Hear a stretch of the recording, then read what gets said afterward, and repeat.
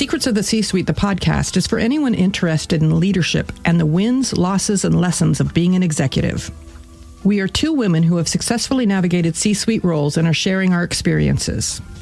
We will be bringing on guests to tell their stories and want to spark honest conversation and discussion, which may include swearing and lots of laughs. Join us on this adventure.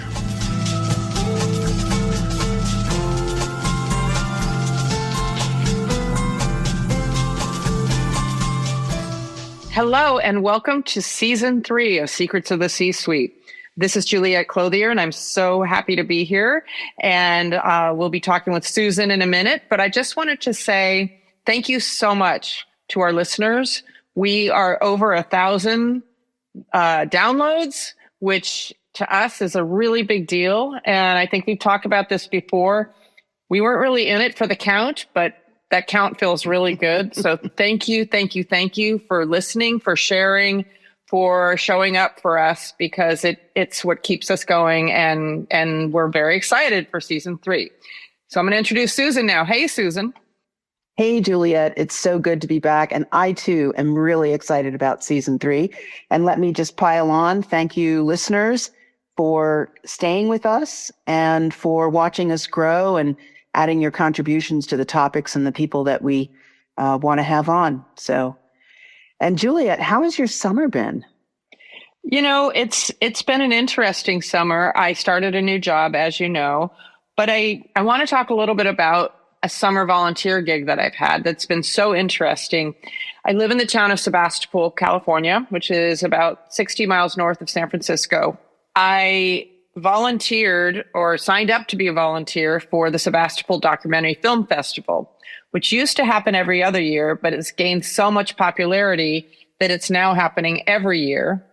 And thought it would be a ticket taker or, organize snacks or do something. And they called me and asked me if I wanted to be a reviewer for film submissions.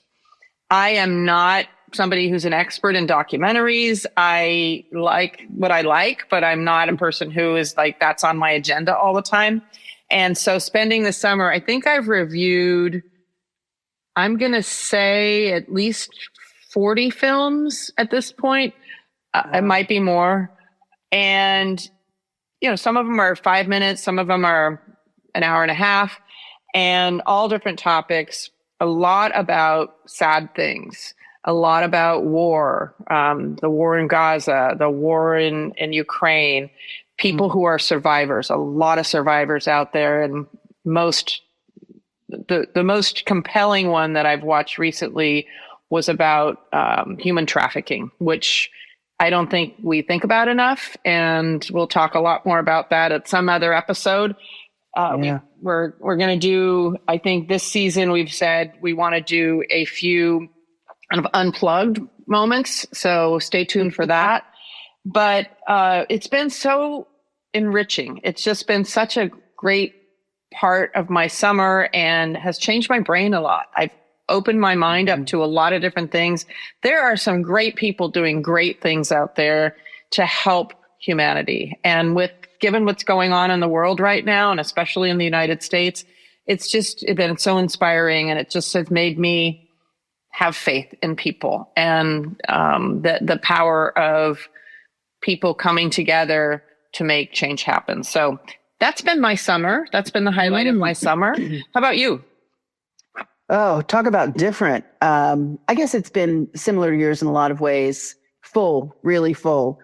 I've really enjoyed being back in the United States and have found myself remembering how much I love and what I love about the Bay Area. I mean, I've lived here 40 long years. And so I have friends in a community. And I think during the COVID years, I kind of forgot that. Big trip this summer with my mom. We took a cruise to Iceland. She's 92, be 93 in October. Still very active, but less robust than she used to be. So there's a frailness that has started to appear, which of course, as the daughter, is quite shocking, because I think of her as the, indomitable mom. But Iceland was gorgeous. I will say this, and perhaps this is controversial with our listeners, perhaps it's not. I'm not sure the cruising life is for me. I kept thinking, so our ship was relatively small as cruise ships can go, it was 600 people. It was really a lovely ship. It was very well run. Iceland has a couple of big cities, but mostly little tiny towns and fjords all around the island. And these ships come into these fjords and then disgorge thousands of people into these little towns. And I just kept thinking, how lovely for us that we at least get to see up close and personal some part of the country that we wouldn't otherwise see. But it's just not an approach to tourism that I really want to support. And I don't want to continue to be that person. That said, it was really nice for my mom to be able to see Iceland. We were with a very interesting group of people.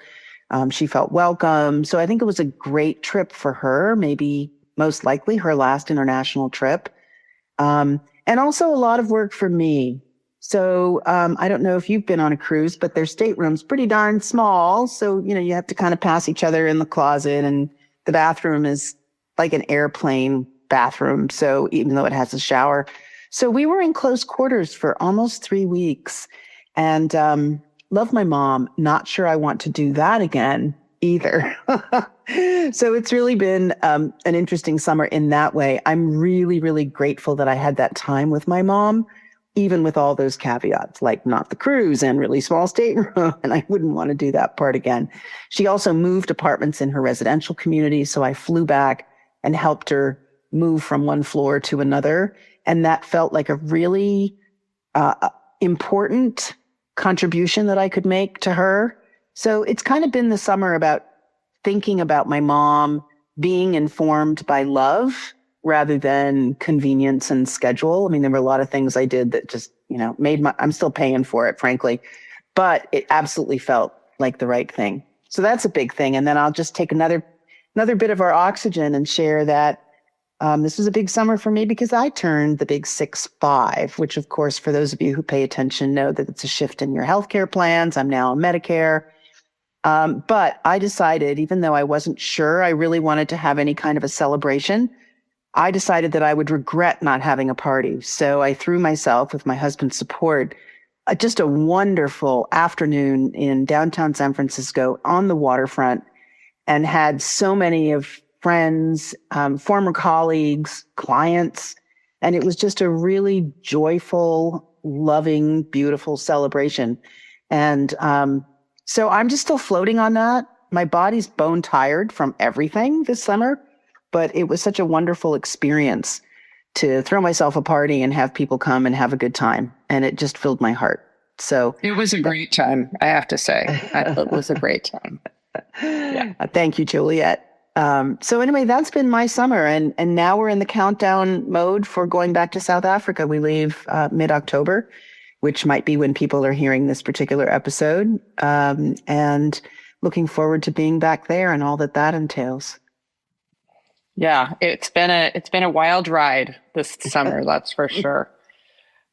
So I started my job, and when we last left, I think I had been there a few weeks, and I love it. I want to say overarchingly, I am loving it. I love going into the office, which was a surprise. I actually feel energized. I think it's helping me slow down my aging process in a way. It's very interesting. I'm moving a lot more. You have to get up from your desk. You're moving over to go talk to somebody in their office, or, it's a beautiful campus where I work. And so there's an opportunity to walk around, and I'm in charge of facilities. So I get to kind of get into the inner workings of the school. And now the students are back. Also, a lot of great energy from the students coming back, a lot of decisions about rules and what we need to shore up, and get some consistency. It's what I'm calling it is the organization has been founder led. And this is a topic, I think, for another day, but it's going from founder led, which in my mind is very informal. You kind of have to do things in a way that isn't what we call professional. There's not a lot of policies written, a lot of handshake deals, which is fine. It's how you get there. And that is really important. And my job, as it is in many organizations that I go in, is to create those sustainable practices that help us grow into who we want to be. This is the 25th year of the school. We want to grow and figure out who we want to be for the next 25 years. So it's very exciting to be there.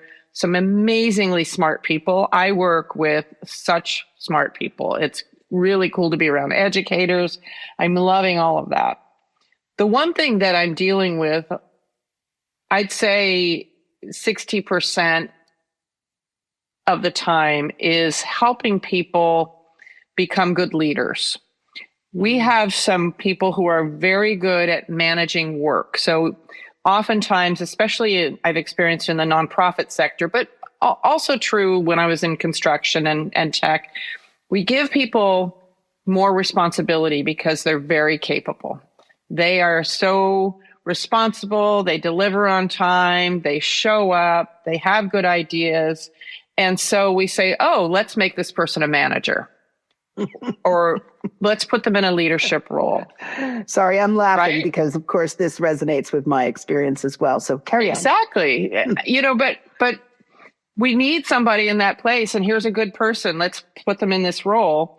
We don't give them a lot of training. What ends up happening is they're really good at managing the work. They're great at managing the tasks. They're great at assigning tasks to people, but they don't quite have their leadership skills down because we haven't taught them how to be a good leader. We've taught them how to manage things, but not people. And so that's one of the things that I'm working on right now is trying to develop some trainings so that we can take people out of task-oriented leadership into more strategic leadership. So that's really exciting for me too, because it's in my wheelhouse and it's something I'm really passionate about. And I work a lot with my coaching clients to do that as well. Yeah. Yeah.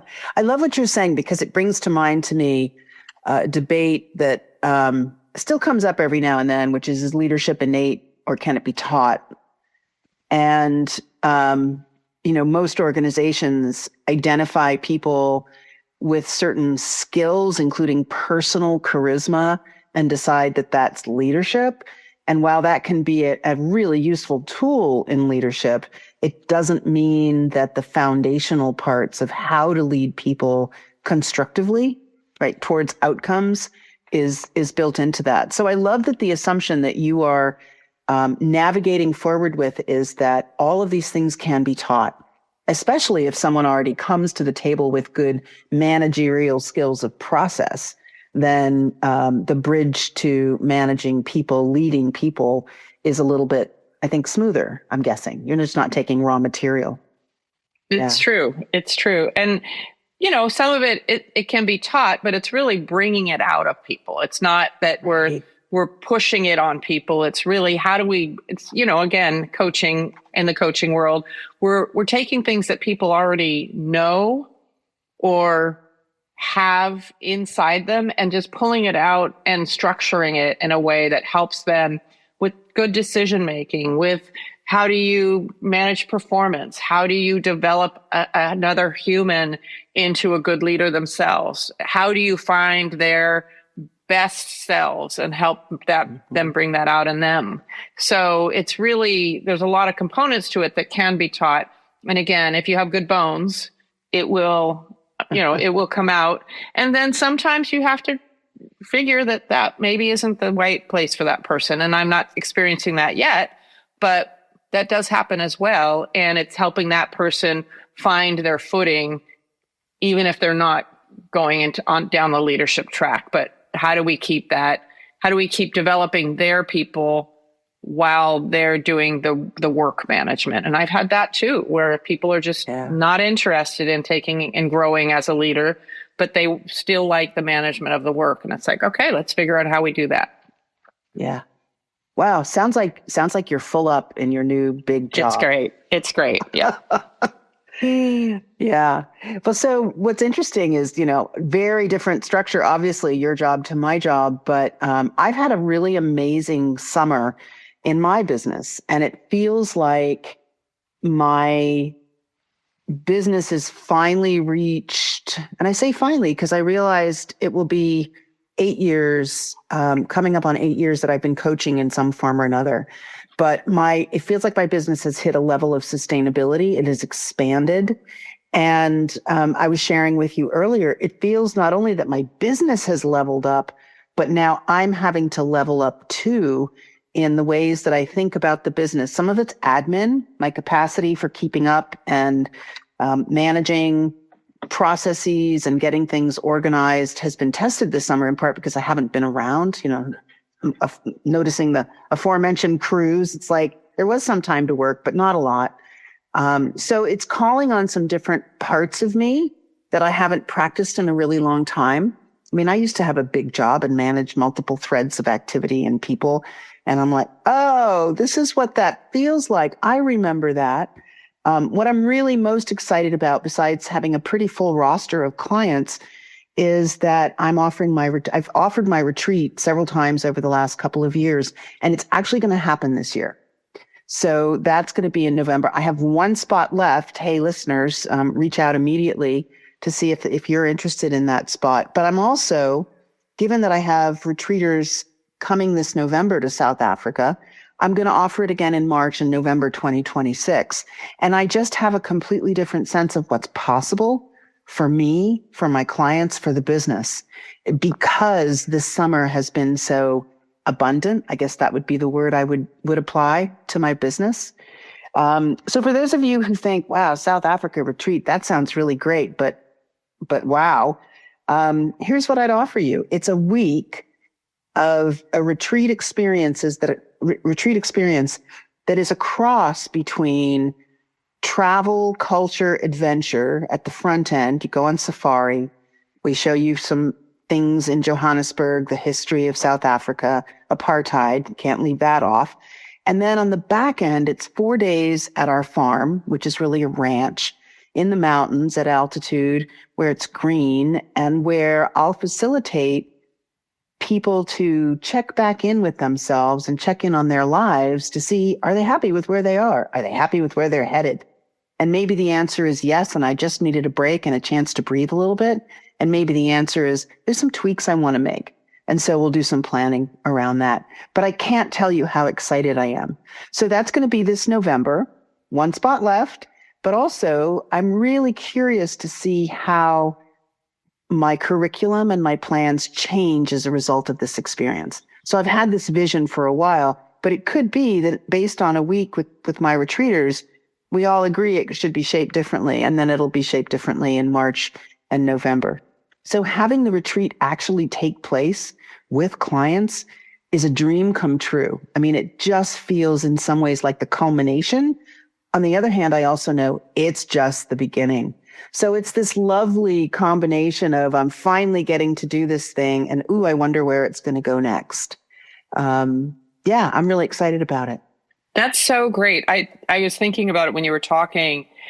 When you and I have done some retreat work with leadership teams and, both in our careers. And each time you do those, it will evolve, right? You're going to get input. All the different personalities are going to be there. So each time you'll have a different mix. The chemistry will be different.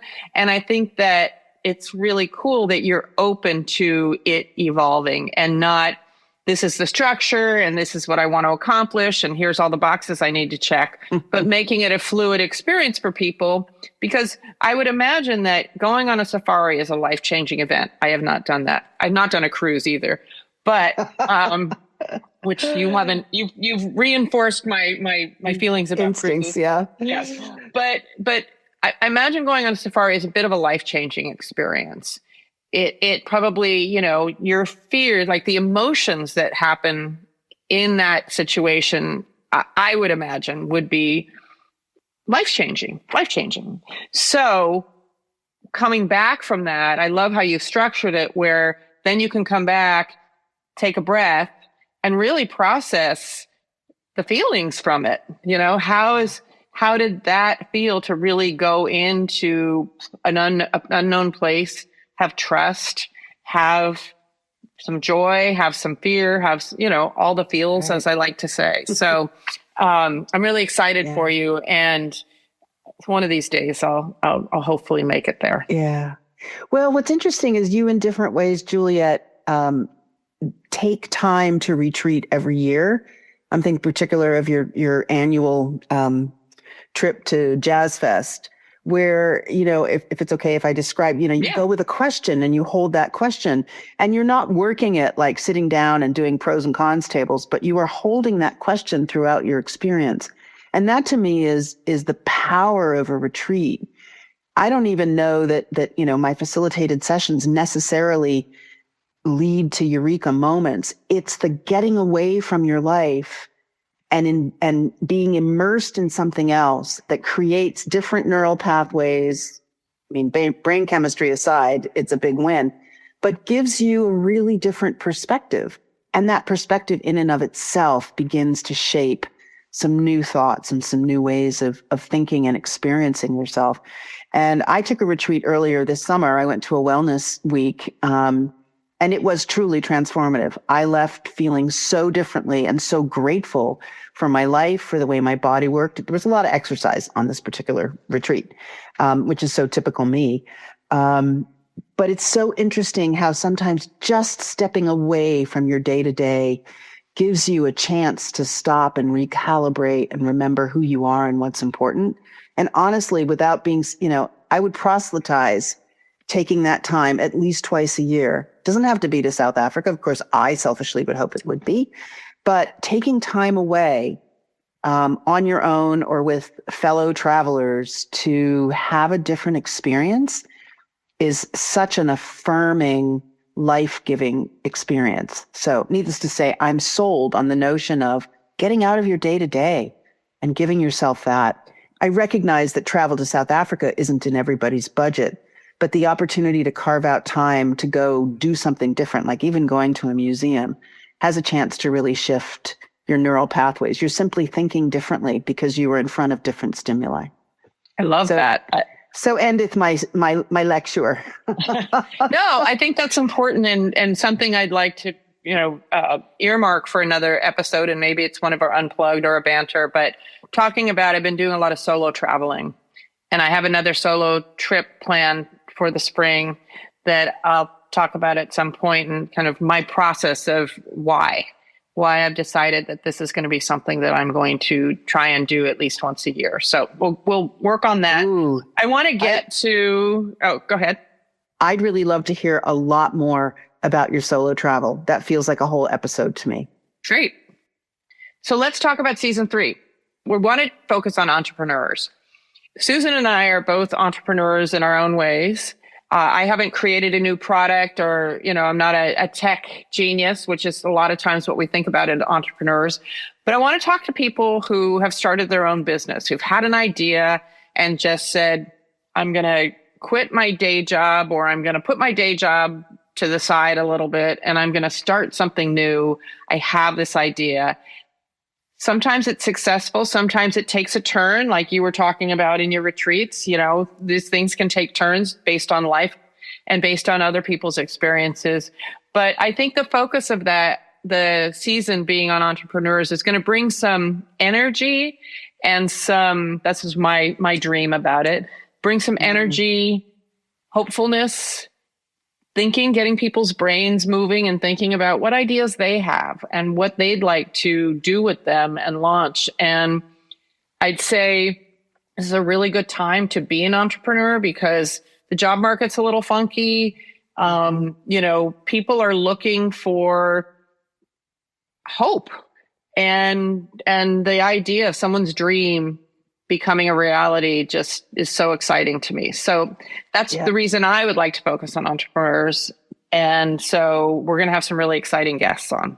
Yeah. And I want to pile on a little bit. Part of what's attractive to me about a season of talking with and interviewing entrepreneurs is that I think we people, the world, the market, has a tendency to think of entrepreneurs exactly the way you describe it. These are the people who had an idea in a garage, Steve Jobs and Wozniak turned into Apple. Like that's actually really pretty rare. But there are a lot of people who run businesses, small businesses where it's them or maybe it's a team of people.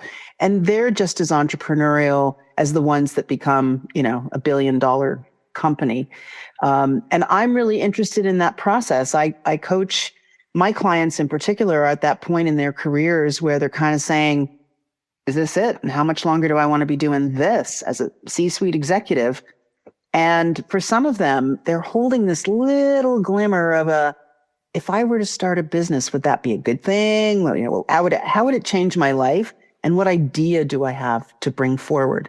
So I think that whole process of the incubation period is a really fascinating one, because whether people actually pursue it and build something, it feeds a part of the way they approach their life. So I'm particularly interested in it because it's the yous and me's of the world, Juliet, that will inspire other people to know entrepreneurship isn't for everyone for lots of reasons, but it is also for a lot more people than they may realize. So who knows what spark we will start by having these conversations. I love it. I love it. So with that, we're going to end this episode. It's been great talking to you, Susan, and I'm so excited for this season. We have a lot in store. And as we said, we're going to do a few unplugged episodes here and there. So there'll be little surprises. And thank you so much again, listeners. We really, really appreciate the following, the sharing. Now we need a little bit more reviewing. Give us some 5 stars out there. That helps us. And let's get going. Thank you, Juliet. It's great to be back. We're so glad you've joined us for this episode of Secrets of the C-Suite, the podcast. We'll be back with another episode in 2 weeks. In the meantime, please tell your friends and coworkers about us, and be sure to follow, subscribe, and give us a 5-star rating if you enjoyed listening. Secrets of the C-Suite is produced by Juliet Clothier, Susan Sutherland, and Brian Clothier. Original music is by Brian Clothier, and the podcast is inspired by leaders like you.